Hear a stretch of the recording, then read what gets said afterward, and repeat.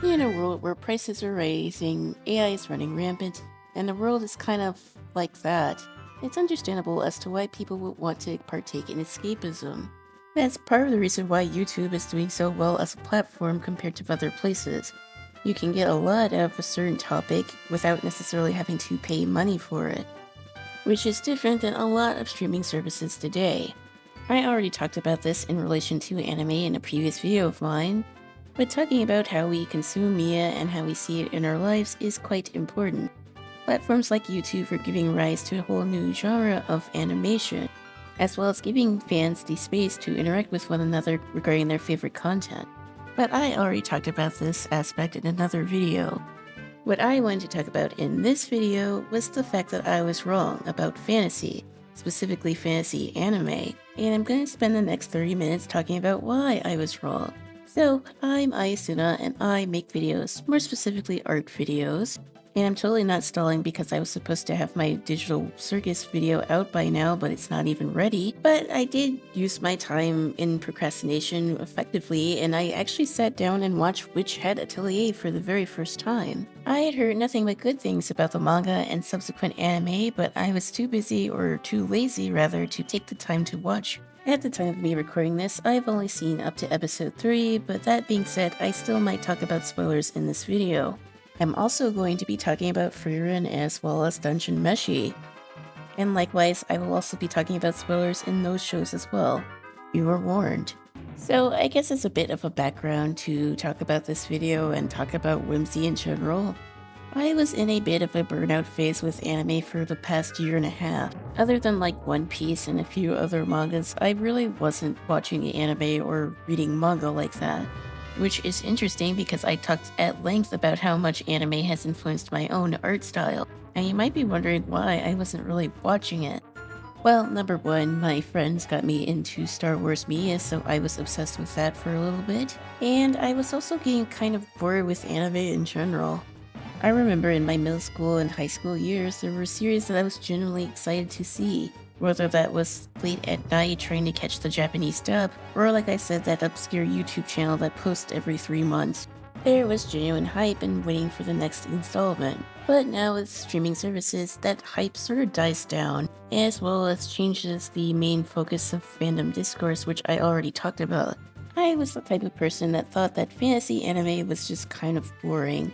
I grew up watching Sword Art Online, and other than the opening music of the series, I didn't really think that the story was all that interesting, even as a middle schooler at the time.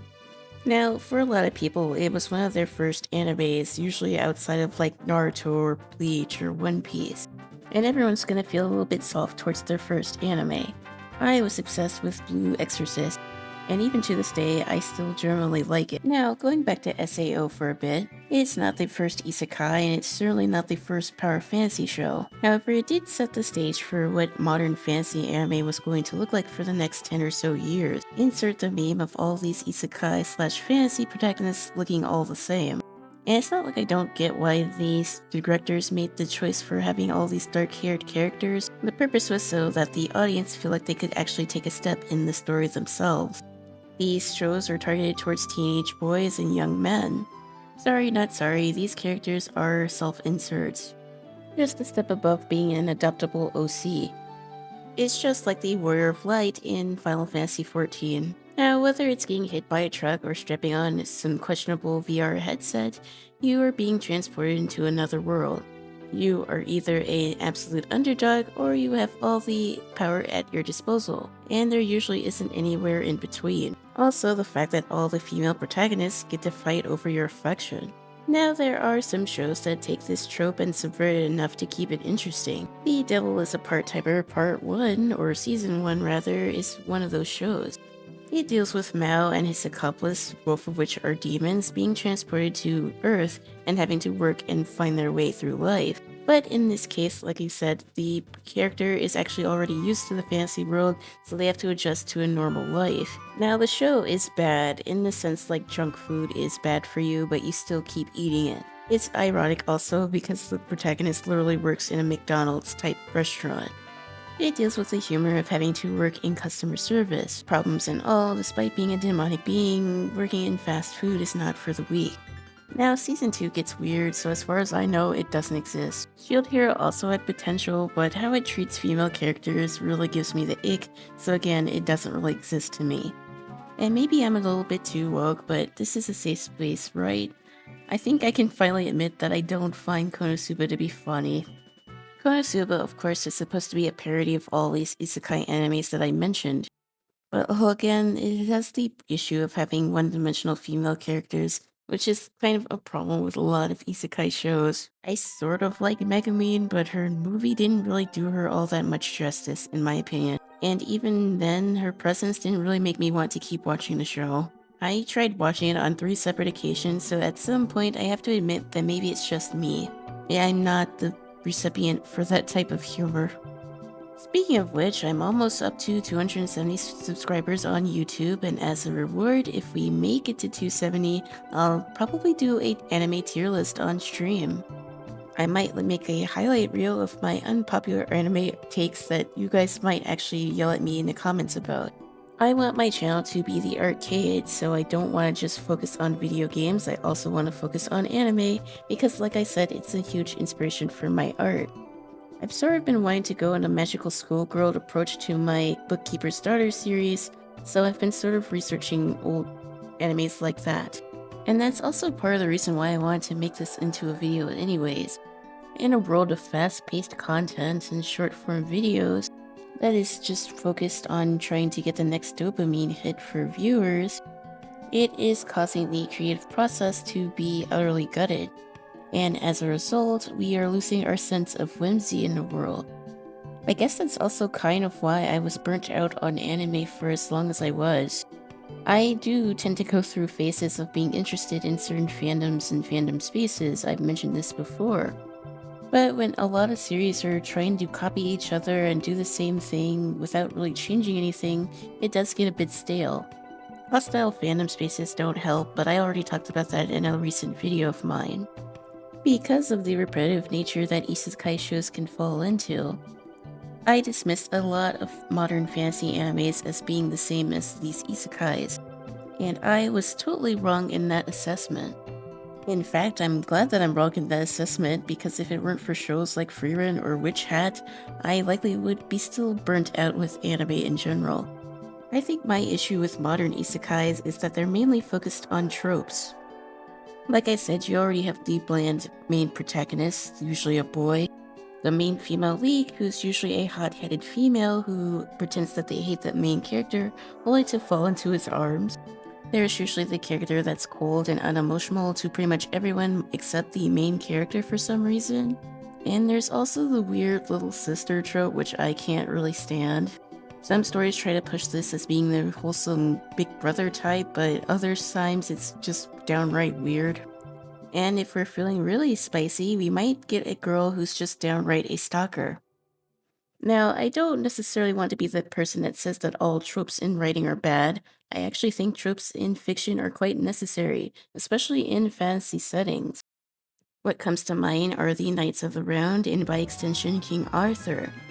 There's many different retellings of the Arthurian legend, and there's a reason why it's popular. It has easily identifiable characters and a moving plot. That is the case for a lot of old legends that are still around to this day. I just get tired of seeing the same character repackaged 20 different times in even similar settings. I mean, again, I thought that all fantasy shows were like this, and for a while I excluded a lot of good anime just on this premise.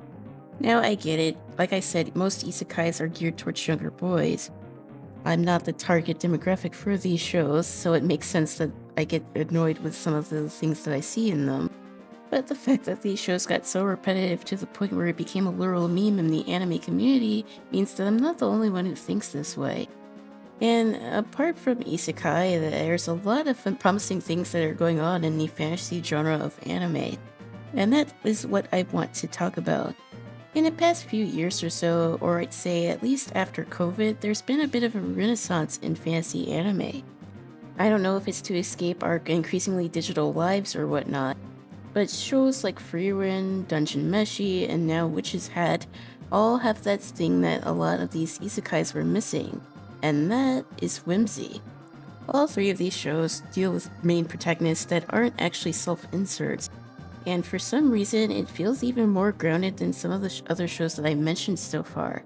How can a show have such levity but still maintain the sense of whimsy in a fantasy world? Let's start with frieren. Once again, I've caught up with both season 1 and season 2, and I'm caught up as well in the manga. But I'll mention again that I might talk about spoilers, so again, you were warned. Now, Frieren herself, who is a white haired elf girl, has the makings of being an overpowered anime protagonist. And she doesn't even really hide the fact. I guess that happens after being alive for over 1,000 years. She is an elf, and elves have exceptionally long lifespan, which proves to be a problem when most of your companions are mortal humans. What sets her apart from some of these OP isekai protagonists isn't the fact that she's really powerful.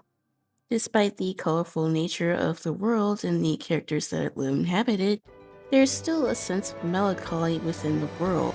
Why would an all-powerful being feel this way? She struggles with connecting to humans due to the longer lifespan that she has. And unfortunately, she misses many cues on how humans behave, especially when it comes to people actually liking her and wanting to spend time with her. I'm sure the people that have seen this show know exactly what scene I'm talking about. They also know that Himmel is the GOAT. That being said, Frieren realizes what Himmel is trying to do many years after the fact, and as a result, she is dealing with a bunch of regret. She never really told Himmel how she actually felt about him, and since he passed away, she will never get the opportunity to do so. Regret is something that we all have to deal with in our lives. So even in a world with elves and demons, it's understandable to relate to how Frieren is feeling. Despite that, she is learning to deal with having to live in the present with her new companions, both Fern and Stark. She's mentoring her new companions because she doesn't want them to miss opportunities like she did when she was younger. Now, there's plenty of other Frieren YouTubers and creators that talk about this show in much more depth than I am today. But the art, too, is also quite important in understanding why so many people feel this way about the series. Frieren itself is a name in German. It means to freeze. Fern means distant, and Stark means strong. This story borrows off of some Arthurian legends, though there's a lot more Germanic influence. While the story mainly focuses on our trio, there's a fourth hidden character that also is worth talking about, and that is the landscape itself. The background art often features sweeping vistas that show the character's inner thoughts. This was likely a reference to the Romantic era that was an artistic movement in Europe during the end of the 18th and 19th centuries. Paintings in this era focused on natural beauty, which was likely a response to the Industrial Revolution going on at the time. The world was changing quite fast, and workers' rights was not exactly the greatest back then, so it makes sense for people to want to look to the past in order to find some hidden greatness. Now, whether we like it or not, we are going through another revolution of our own, this time with AI, and because of that, that's probably why fantasy shows and fantasy genre are exceedingly popular. In a world with so much technology, it makes sense we want to retreat to a fantastical world. And it also goes to the themes of Frieren itself. Frieren herself is over 1,000 years old, so we can surmise that this particular world is quite old. And once again, I gotta bring up Greek mythology because of course I do. Flamme, the one who was responsible for raising Frieren as a girl, is a direct comparison to Prometheus. Prometheus stole fire from the gods to give to mankind. Flamme defied the belief that her magic belonged only to elves and made it accessible to everyone. There's also a lot of Tolkien references in Frieren as well. Less on the legends themselves, but how these legends are remembered as time passes. Even more so, the title of the show proves this point. So no Frieren carries cultural weight. So itself means to send off, in terms of funeral rites. In this case, we can think of Frieren's journey as being a final send-off for Himmel and the rest of the crew. To the demons that the group runs into along the way, it could mean their certain death. Journey to the end, after all. After talk of demons and mythology, the show still remains quite grounded in the fact that it celebrates the little moments. Like Frieren eating a piece of bread, or the couple, Fern and Stark, enjoying a dance together. These are all things that we can do in our own lives. There's nothing really particularly fancy about these moments. And it's because of that as to why people enjoy this series. It doesn't need to have super fancy effects all the time or even be particularly action focused. It's more about the characters and the moments. Who knew a white-haired elf girl would be the awakening that a lot of people needed in their lives? That we can't let our regrets define us. Speaking of breaking bread, it's time to move on to our next fantasy show that I wanted to try to analyze here. And that is Delicious in Dungeon, or Dungeon Meshi. While this show takes a more comedic approach to the fantasy genre, there's still quite a lot to talk about here. The hunger in this show isn't just about food, it's about human desire. Unlike frieren, we have more of an ensemble cast of characters that resemble Arthurian legend. Though the main two characters that I'll focus on in this analysis are Leos and his sister, Fallen. Compared to the other protagonists that I talked about so far, Leos is pretty much a regular guy. That being said, he's still quite battle competent and will stop at nothing to protect his sister and his friends. He doesn't really need to be super powerful to be an interesting character. The reason why he's good in hunting demons and monsters is because he's obsessed with them. Though, just like frieren, he isn't exactly the best when it comes to social cues. Now, I don't remember if this is fanon or canon or not, but it's heavily implied that he's on the spectrum. And I also like the fact that he's not a teenager, he's 26. While I do think it's important to have relatable teen protagonists in shows, the Zoomers are in their 20s and reaching 30, so it's nice to have protagonists of a similar age. So the gist of the story is Leos leaves his village at 12 to escape a restrictive childhood, and as well as a father that he didn't exactly get along with. It wouldn't be a fantasy series if someone didn't have familial angst. And in doing so, he had unfortunately left his sister behind. Just like frieren, he deals with resentment and regret over leaving behind the one he considers his family. And another thing that I like about this series is that the sibling relationship isn't weird, they act like real siblings. While he might not always be able to socially adapt to different people, he does generally mean best when it comes by the people that he's close to. And in the anime space, we need all the positive masculine representation that we can get. Despite his interests being more towards monsters than people, he doesn't isolate himself. Nor does the story try to treat him like a child because of it. It's almost as if it takes a village. Whether it's an old English book or a modern Japanese anime about eating random monsters, teamwork and power of friendship is not new. Now, moving away from the actual plot, I think it's time to talk about the art. Just like with frieren, the heavy inspirations here come from Lord of the Ring. The author is also a huge fan of Wizardry, which is a obscure JRPG, and Dungeons and Dragons. The whole magic system and species system is similar to how it works in those games, and unfortunately that also includes things such as classism or speciesism. There's a major conflict in the show between elves, half-elves, and dwarves. And that doesn't even cover all the monsters in this series. Yoko Koi thought of everything when it came to this particular universe. Apart from the series itself, she has 2 books just based on the world building of this series. First is the World Guide Adventurer's Bible, and second is the Daydream Hour Sketchbook, both of which are books that I seriously need to get. I want to hoard all of the art books. Maybe one day I'll have my own art book for my own series. If you guys are interested, please consider supporting the channel. I want to upload YouTube videos more frequently, but uploading and editing takes time. That being said, I've been enjoying the content that I've been putting out recently, so if you're into more analysis videos, then don't hesitate to support. A lot of people already talked about frieren, but I feel like Dungeon Meshi doesn't get talked about enough. If we get enough subscribers, I might make a more in-depth video about this series. Just on the art alone, there's a lot to talk about. While Dungeon Meshi is obviously a fantasy series, the art style itself is highly anatomically detailed. Chloe herself said that she didn't want a copy-paste fantasy world. She put a lot of thought about how she was going to depict the different species in her work. Whether that's relying on different face shapes or body types, she didn't want the world to feel stale. Cough, Hoyoverse, cough. And she managed to do that without pandering to racist stereotypes or caricature. Even Leos, the main character here, is depicted as having a bit of chub. Like, he's still very strong. He has muscles and stuff, but he likes to eat. He likes to eat the monsters that he hunts. So it makes sense that he's not exactly skinny. Biodiversity in anime is rare these days, especially, so it's also a nice detail to see. Joy's work is also inspired by art history, classical art, and realism, as well as some pieces from the Renaissance to the 18th century.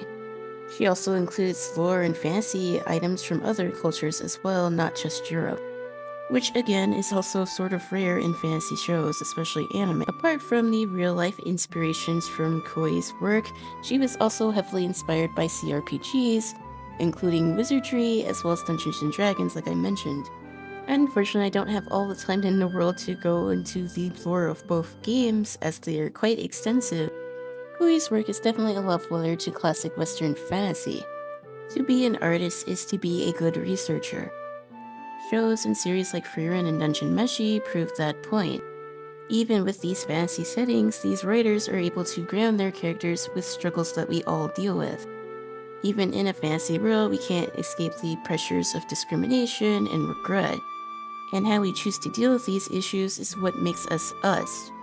Dungeon Meshi is dealing with food, not just in the literal sense, but how we go about consuming things in our environment. While hunger is definitely a powerful motivator for people, if left unchecked, it can definitely destroy everything. Even our protagonists aren't exactly good or perfect people, rather, and they don't exactly need to be. They are defined by their willingness to put their differences aside by breaking bread, which is also a common theme in Arthurian legend. Being together and sharing a meal is still quite an intimate experience in a lot of different places. And just like in Frieren, the show tells you when it's okay to slow down. Who knew this show had such a philosophical theme? It just goes to show that even in a escapist medium, there's still a lot to be talked about regarding the human condition. Whether it's stories that these authors had to learn from working on these series, or just something that they knew in their lives, we are seeing just a piece of that. You can feel the passion off of each frame or panel in their respective series, and that is something that people are missing in their lives. It's that whimsy. While they talk about very real subjects, they're able to plug it into a fantasy world, but still have it feel grounded. And in a world where the literacy crisis is kind of going nuts right now, that's something that's going to become increasingly rare. As everything costs more and people have to work longer hours just to be able to make it these days, it's hard to find time to be whimsical or just do even the things that you enjoy. That comes with years of creativity being undervalued by many different fields, and the fact that at least in the United States, art education is at an all-time low. Now, I'm not saying that everyone has to become a professional artist or do anything creative for profit, but humans are meant to be creative. It's just in our very nature. It's easy to argue with some rando online about your favorite show, but humans aren't meant to be in a constant state of stress and anxiety, which is why it's even more important to seek out whimsy whenever we can. And no show does that better than the Witch Hat Atelier. Just as a note, I'm probably gonna mispronounce Atelier, so I'm just gonna call the series Witch Hat. Also, like I mentioned, I haven't seen the full series, nor have I read the manga. I'm sure there's other YouTubers, such as My Head Bods Para, who's made reviews on each episode of the series so far. So yeah, if you want more of a story analysis, please go to him. He's a good creator. That being said, Witch Hat deals with a character known as Coco, learning her way through the world of becoming a witch. Since this is a fantasy show, there has to be familial angst, and in her eagerness to learn how to use magic, she accidentally sets her entire house under crystal, including her mother. At least the mother isn't dead, I think. Coco was using forbidden magic, but she obviously didn't know that at the time, but thankfully it's not all doom and gloom for our young protagonist. She is taken under the wing by another witch named Keyfree and a school of other young witches. And right off the bat, what I can say about this show is how colorful it is. The nature itself can almost be another character like it was in Frieren.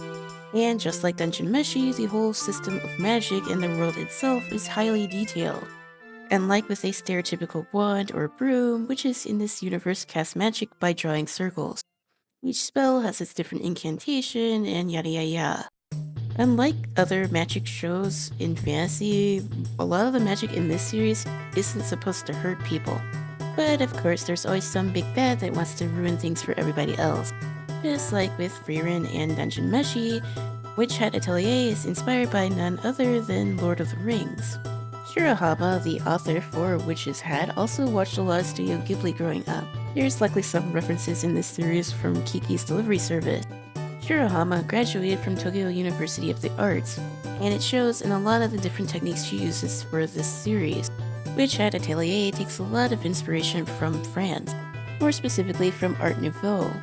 Flowing lines, organic shapes, and circles are reminiscent of the works from Alphonse Mucha. And just like the Romanticism movement, this style developed out of the need of wanting to return to nature in an increasingly industrialized France. And considering how digitized the anime and manga space is these days, Shirohama made the decision to create most of her manga with pen and pencil. She uses traditional ink techniques with stippling, cross-hatching, and dotted art to create the gritty effects that we see with the characters. Other references for her art are from Rembrandt and Jean Giraud. And sorry if my French is not perfect, I never took French as an elective in school. Shirohama also took inspiration from real-life places, such as Mont Saint-Michel, which is essentially a village and a castle in the middle of a lake, as well as other feudal European and Gothic styles. Other notable things include the fashion, which incorporates 19th century schoolgirl uniform, among other Gothic European inspirations. And sorry, but no shade to other artists, myself included, but anyone who knows how to use a dip pen like that, they deserve all the aura points. That being said, there's not really exactly an undo button with ink. You can try to correct it, but you still might not be able to cover up any mistakes that you make. It definitely takes a keen hand. Trust me, I tried to learn how to use dip pens myself. Just the lengths that these creators went through on their own to create their series in their very own vision is something that definitely does deserve praise. And that's again becoming increasingly rare in a world that doesn't value art and artistic creativity. We get so caught up with short form content that we forget the effort that it takes to create something special.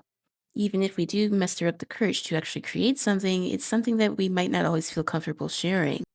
And that whimsy is something we all desperately need in our lives. Whether it's learning how to make bread or even just sharing bread with your friends and family, we need to learn how to slow down and appreciate the little moments in our life. While we shouldn't let escapism ruin our lives, there's nothing wrong with engaging with media like this. And I think it's all teaching us to be a little bit more compassionate in our own lives. So I raise the question to you guys, what is something that you do that's a little bit of whimsy in your life? Let me know down in the comments. I also want to add a little bit more whimsy into my stream. I'm trying to think about how I want to do my overlays and how I can make chat a little bit more interactive with what I'm doing. The 5-minute draw request for bits has actually been really good so far, and I want to do more stuff like it. So if anyone else has any suggestions, please let me know down in the comments as well. But I think that's it for this video. I wanted to talk about whimsy, and I think I gave 3 different examples of why it's important. I was down on fantasy anime for a while because of the isekai tropes, but shows like frieren, Dungeon Meshi, and now Witch Hat show me that there's a lot more room to grow in this particular genre. I want to see more original ideas and original world building and magic systems. I want to have videos where I go on deep dives about stuff that I'm really passionate about, and things like this make this easier. And it gives me inspiration to work on my own series. But until then, until I'm ready to do my deep dive on my own original series, I'll see y'all when I see y'all. Take care, have a nice day, noon, morning, and I'll see you in the next video or stream. Peace.